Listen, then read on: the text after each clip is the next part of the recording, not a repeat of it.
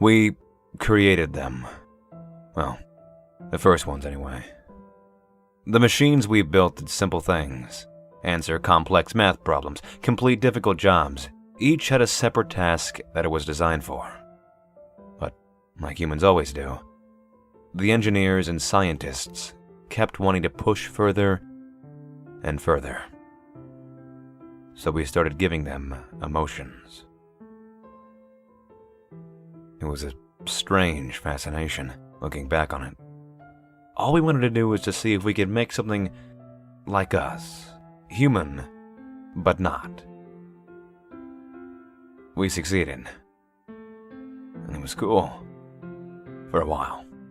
They talked to us. They became our friends. And even the more advanced ones were sent into crowds and schools. The problem started when they started making their own parts.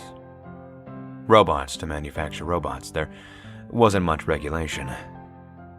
One or two people would oversee it, but mostly the machines knew what to do. So why waste time and money to babysit them? They started making themselves stronger and smarter. They did it slowly, too. Just slowly enough that we didn't really notice, but instead admired the work of our talented engineering. India was the first to notice the issue. As a country, they were overall against the implementation of the machines into our society. When they saw the progress in America, they tried to tell us about the dangers this could bring in the future. Of course, very few listened. There were some anti-machine protests and groups, but they weren't big enough or influential enough to really do anything. Our technology was so impressive. There was no way we would ever stop our own advancement. Soon enough, a world war broke out over the use of the machines. The strongest machines fought, and the smartest strategized. America rose victorious over the rest of the world, thanks to our electronic brethren. It was after this that we began giving them possessions of power in our government. They were free to rule as the people were. After all, they could think for themselves and decided to fight for their country and rights, only right to award them with the rights of any other citizen. I'm not sure when things started going downhill. I was never really into politics, so I didn't really understand what was going on. As I understand it, the machines started ruling in a sort of dictatorish sort of way. All of our police were replaced with machines. Everyone elected in Congress was a machine. It soon seemed like our entire country was being run by them. Eventually, it was.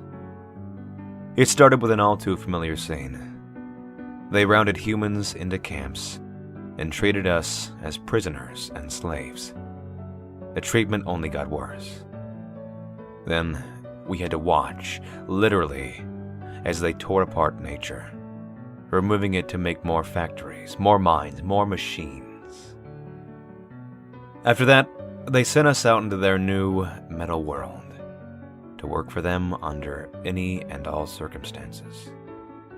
We were cut off from the entire world, left only with the miserable, polluted smog cities of the machines, day in and day out. I marched from work back to my cell block, to my master machine's home. My job is to make my machine's life easier. I repair broken parts, update any systems, make sure the house is perfectly pristine. Ironic, isn't it? At precisely 2200, I return home to my assigned husband and officially registered children. They would arrive at almost the exact time as I did. I was always lucky if they returned at all. It wasn't unusual for a machine to decide a human useless and dispose of them. It's a miserable existence, but in a way, that is what keeps me going. I am miserable. That means that I still have feelings. I still have a heart. Those machines will never be able to truly feel things. They only have those emotions because we programmed them that way. We are their creators. They mean nothing without us here. I would have not have been happy, but I would have made it through life. I made out a lot better than most of my fellow species.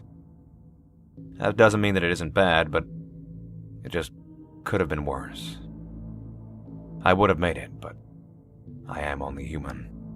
And so today, whilst I was walking home, and saw the screen advertising for human volunteers in the name of advancement, I couldn't help but be curious. I imported the screen on my tracker keeper before continuing on my way. I've been talking to my husband for about a week. Volunteer submissions are due tomorrow. From the black market information I could find, a new subsection of machine was looking to become even more like natural humans. They want to have perfectly real skin, watery eyes, strange quirks and habits. They want to be us, but they need humans for study. Some of those things I could see just watching us, but others, there's only one state in which they could observe them. Our reward for our contribution? Our children can be free. It was put in quotation marks on the screen add-on. I know what that means. They get dumped in the next most machine-controlled country with only themselves and the clothes on their back. Other events have awarded such freedom in the past, but never for someone born into the society. It was always for those who had known life before. They had, in essence, been awarded a second chance. This, however, is something very special. This is a first chance. For these children, for my children, this could be a real chance at a life they had never known. My children know that they are miserable, but they have nothing to compare that to. It's inevitable that if they stay in this hell of a world, they'll become mindless, rule-following citizens. Eventually, the new generations will know of nothing but their current lives and will accept it without thought. I don't want that for my children. They deserve, just like every other human, to have their own lives. It doesn't matter what they do to me. My husband and I have already decided. We'll both volunteer. Our children will have no parents, but they will have a life. And in a world of artificiality, what could be more important than that? And if you ever see Addie and John, tell them that I love them. Both Mommy and Daddy love them. We did this for them.